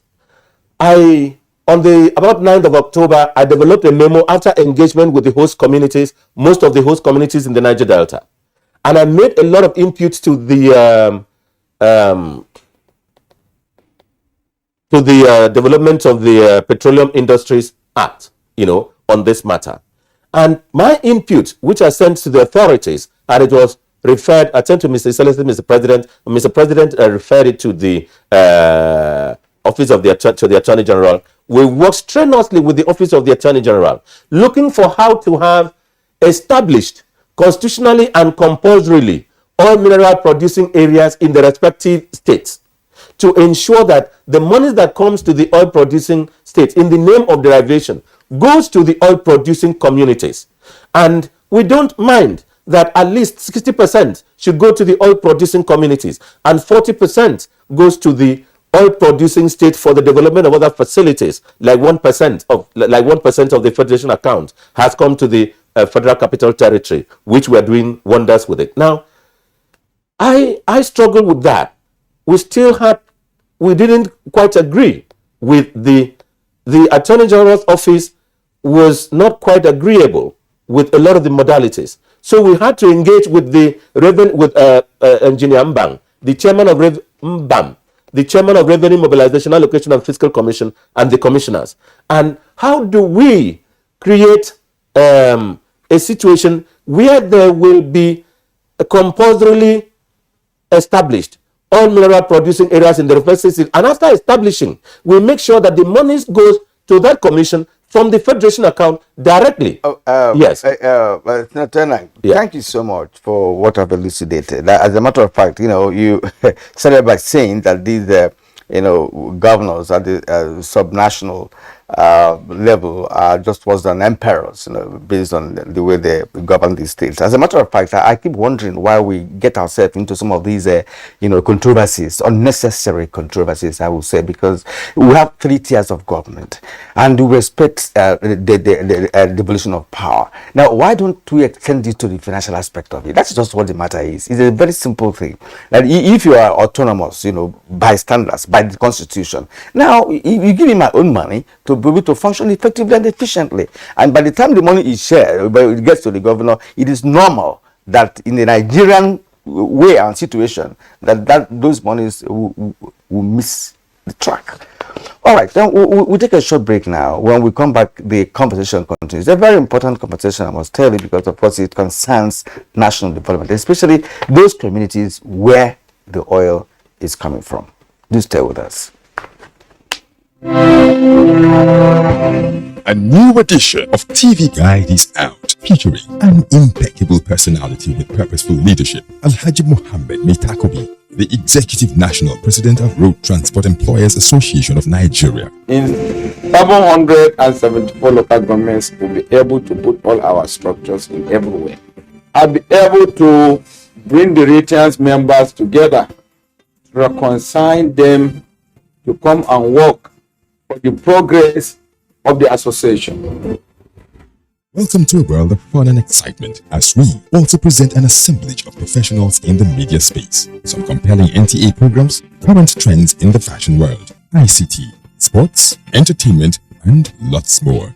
Get a copy at the vendor near you or any NTA station nationwide. TV Guide, your indispensable companion. The security situation in Nigeria has been reasonably stable in spite of activities of unpatriotic elements engaged in various criminal activities around the country. Daily situation reports coming in from states 2 months ago,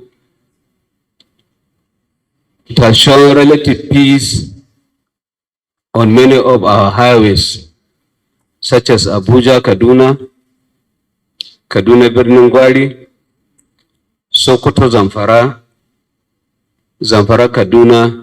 This message is brought to you from the Federal Ministry of Information and Culture. Nigerians, elections are here again. Let us shun violence. Let us play the game according to the rules. Do not be a thug. Say no to violence. Let's rise and defeat violence, crime, and sabotage against the peace of our nation. Nigeria is the only country we have. We must do everything to keep it united. We must avoid any act that promotes hate and disintegration. Say no to separatist movement, terrorism, fake news, hate speech, religious bigotry, and any act that tends to divide us as a nation. Watch out for strange gatherings and suspicious movements. Restrict access to sensitive documents and data, the disclosure of which may damage national security. Educate your staff and family, particularly on measures to safeguard information and report security breaches. Apply relevant legal security guidelines to protect yourself and your neighbors. Due to misinformation and wrong choices, some idle persons resort to vices in their greed to get rich quick. They resort to kidnapping, killings for rituals, and other heinous crimes. Avoid wrong use of the social media. Before you broadcast that false message, think twice. Ask whether it will promote peace or violence. For safety at home, still be security conscious. Educate your household on safety tips. Report all suspicious movements and persons to the security agencies nearest to you. Be a good citizen. Be patriotic. To pass security information, please call 0813-222-2105, 0915-339-1309, 0908-837-3514, or send a mail to dsspr@dss.gov.ng. This message is from the Department of State Services, DSS. The counsel of our fathers. My advice to these young people is please do not take us back to those harrowing days. You probably do not know what it is. Nigerian youth, let's build our nation together.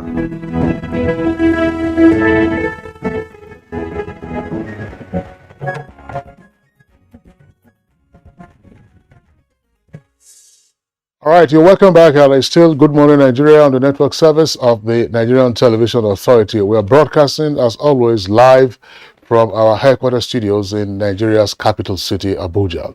I want to return to Leo Atakpo, who is Deputy Executive Director of NIJ. He's joining us from our Benin Network Center. Leo, the question I posed to Senator Eta, and I would like to also have your response, but tinged with another question, namely, what have you found, for instance, to be the role of the state legislatures in the malfunctioning of the development commission set up for the oil producing states? That's one. And therefore, why they didn't appear to have had a voice or even raised any caution while the executive branch was busy auctioning the credit receipts of the states for purposes and terms not probably disclosed and not probably clear to anyone except perhaps to the executive branch.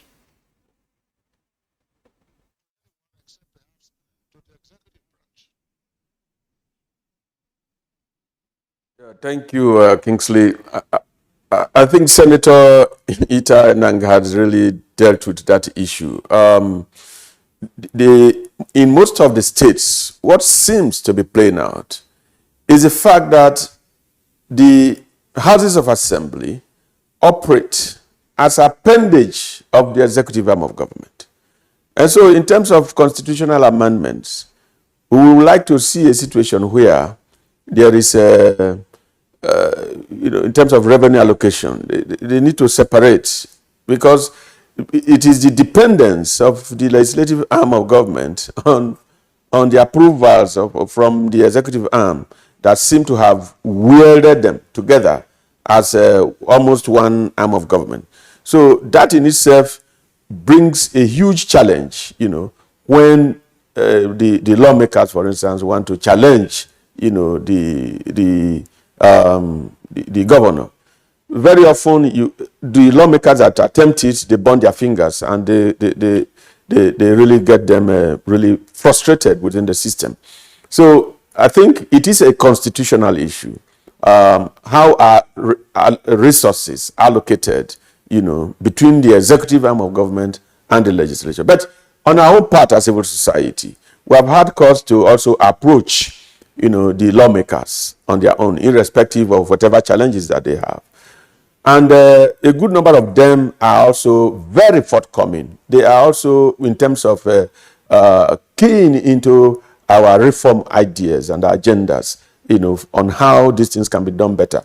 But again, it has to be like a teamwork within the legislative arm for it to succeed, at the end of the day.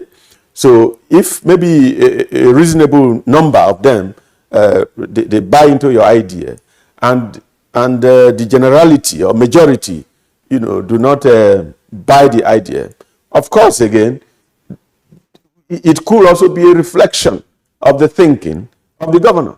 And the governor must, be in tune, with what the lawmakers want to do at all times before it will see the light of the day. So our recommendation in that regard is that there is the need for that constitutional, amendment. Again, I also share some recommendation from the position of a senator, the distinguished senator, and it fits into the recommendation from our research work, that there is the need for the oil revenue to be transmitted to a commission. Yeah? Yes, some states have already established the commissions. There is the need to strengthen those commissions, instead of perhaps being left to the whims and caprices of Mr. Governor. It will be important that it be like it's established like a trusteeship, that trusted citizens from oil producing communities are made to serve as trustees of that commission. And then money should go straight to that commission from the federation account for the management, for the development of the oil bearing communities. I think that is my humble submission regarding to that. Thank you indeed. When money is transmitted direct from federal government to a commission in the state, then who supervises the commission? Is the commission under whose purview is the commission going to operate?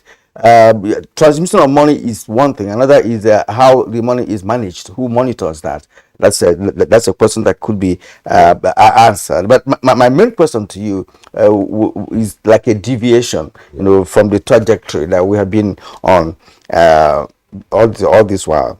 Now, you are a protagonist of legalizing, artisanal refining. Yeah. What we refer to as illegal refining. Yeah. Which of course has a constituted environmental, challenges, in the Niger Delta area. Of course, recently we had the issue of Niger Delta area, especially Port Harcourt, being engulfed by, haze and what have you.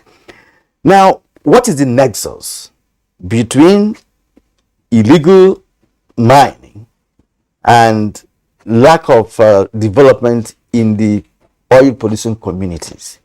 Right, because from the experience I had when you had a conference, I was able to speak with one or two persons directly involved in this illegal mining. They come from those oil production areas, and they believe it is their right in the first place.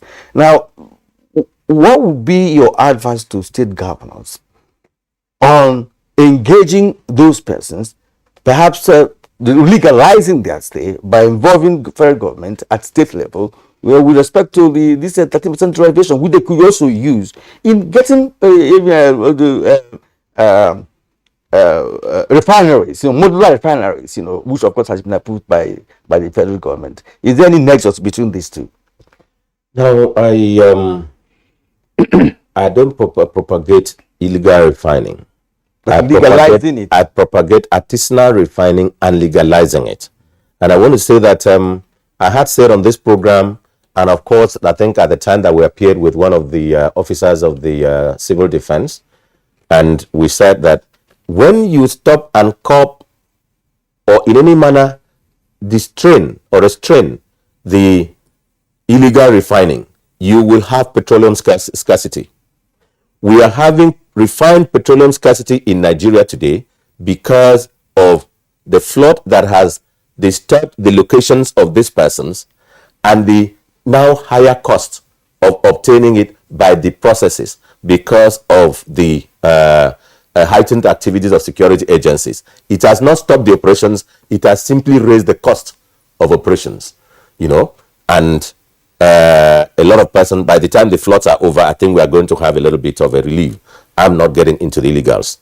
Now, the revenue, the development of the oil producing communities would have been better if the governors were applying the funds for the development of the oil producing areas on oil bearing area. There are areas that you have oil bearing, but they are not yet producing because either the well has been capped or it is part of the reserves, but they still suffer the effect.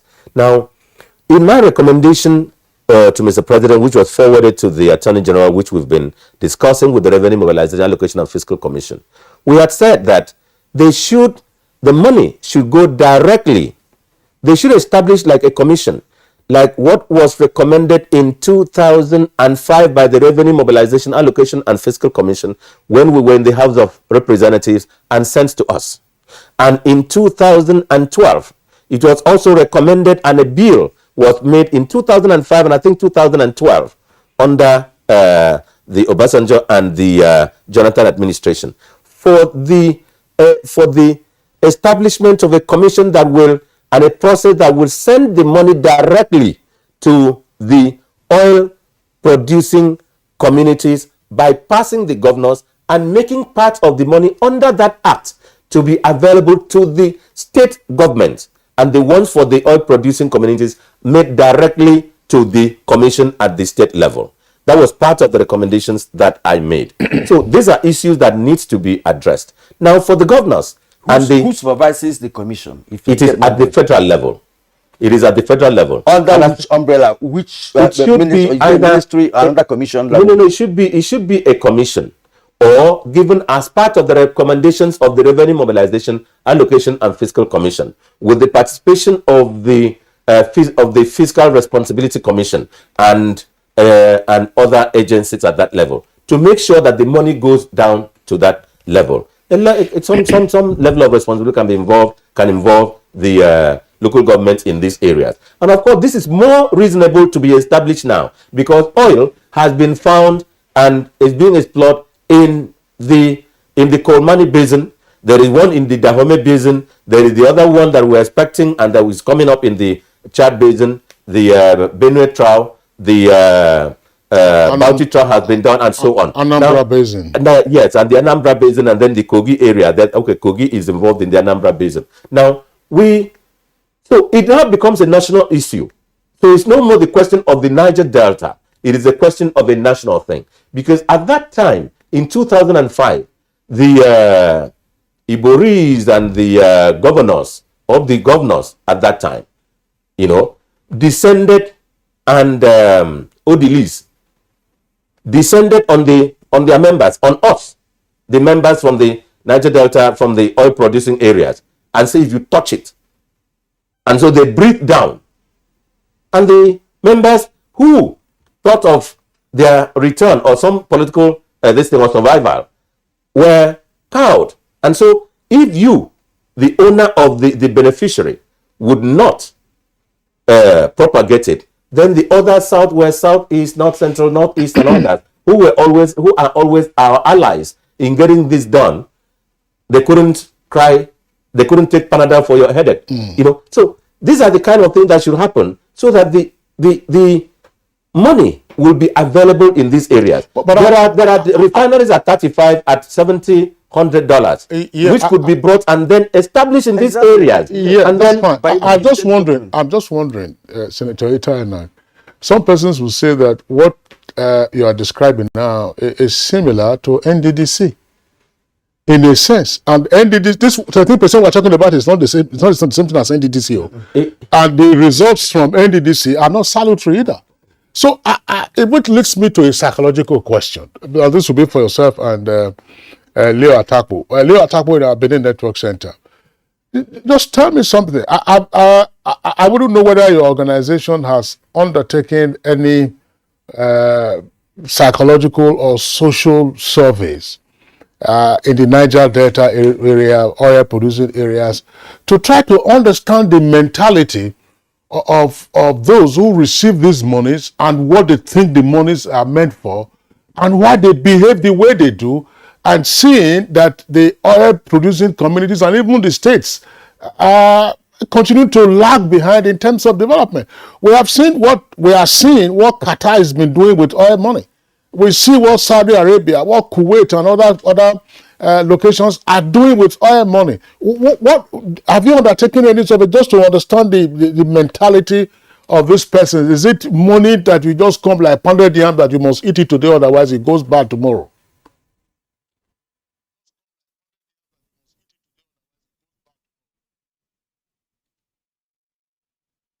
But some of our research findings have also indicated some of those social indicators why people behave the way they behave in the region. I think a whole lot of people, some huge percentage of the people, still believe in this primitive capital accumulation as a way of living, as a way of life. So that informs some of the actions of some of the governors. That's what informs some of the actions of some of the leaders, the heads of some of those institutions. That also informs the actions and inactions of some of the persons who are from leaders of the communities. So it cuts down, down the chain from the political leaders through the representatives of the various, some of the communities. There's that strong, perception, that belief that, once you grab it, then every other person begin to worship you. So there is the need for some psychosocial, changes, some need for our orientation, of people in the area to also be changed, to begin to see oil revenues as a common patrimony of the people that must benefit everybody across the board. So that's, that kind of advocacy is also contained in why we are talking about issues of openness, issues of transparency, issues of accountability. Because again, when people have information, they will be able to perhaps work with the information. They will be able to hold those in authority to account. These past days, since Governor Wike's outburst, a lot of people have been asking questions. People have been asking questions. And then we have been having answers that were not provided before now. The answers have been coming out. And then again, more questions from the whatever answers we are providing, more questions will also be coming out in the days to come. So I expect that, whatever effort that we are putting, whatever solutions we are putting on ground, it should also contain, development agenda or some kind of a reform agenda that will also help to change our orientation, the way we think, the way we want to even deliver development agenda to our people. All of that really need to change for people to understand that, yes, we just have one life to live. And after now, nobody will live here permanently, because the way people go about, this capital accumulation, it does seem as if they are going to live here forever. Your brother is not having access to basic needs of life, food and health, shelter, and then you are, busy, blowing the common resources that is accruing to the generality of the people the way they do. So these are my submission to to this, Kingsley? Well spoken. We used to have all these elements, who have just, of course, changed their course of behavior. Then, the Tompolos, the Asari Dokubos, these are persons who have fought for Niger Delta as militants, and who also come from different oil producing communities. I'm just wondering why they have not taken up their governors, on some of these things we are mentioning. These are leaders of the younger generation of Niger Deltans. I wonder why they're not speaking out, about these governors and what they are doing. For instance, we're talking about Delta State, one of the richest states in this country, and that, of course, from the paper we read this morning, that some retirees, barricaded the road to demanding for their pension, and over 10 years pension. I can't fathom that, that these senior citizens are begging for their pensions at the age that they are. These are persons that should be taken care of by any good government under normal circumstances, not even pension. Okay, provisions are made for such persons. Now these are people who are legitimately now seeking to have their pension, and somebody is not paying that pension, and it's a rich state in this country, and it has 13% derivation that we're talking about. I mean, it's so appalling that this is happening. But these are human beings, women for that matter. All right. Well, Senator Enang, your last final contribution, this morning before we call it a day. Thank you very much. And let me ask that the citizens of this state should rise up, not in arms, not in protest, but they should ask questions. You can ask and seek answers to this question under the Freedom of Information Act.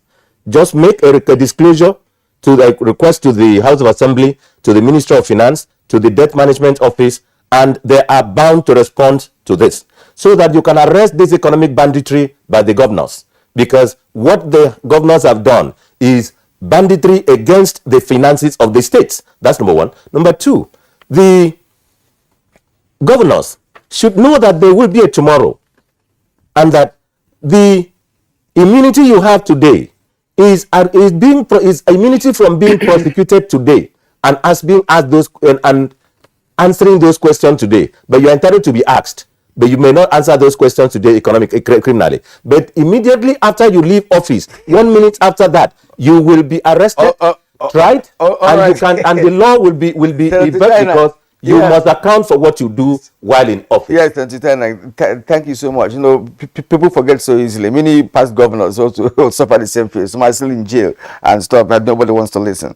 Senator Ita Enang, immediate past senior special assistant to the president of Niger Delta Affairs. We appreciate you. I want to say Senator Ita Enang, OFR. It's important. It's very important for me. OFR. Yes. Order of the Federal Republic. But we didn't know about it. I mean, you didn't celebrate with us. You covered the event live, and so you saw when the president conferred that on me. OFR. Yes, sir. All right. Leo Batu, Deputy Executive Director, Africa Network for Environmental and Economic Justice. We thank you for being here with us this morning.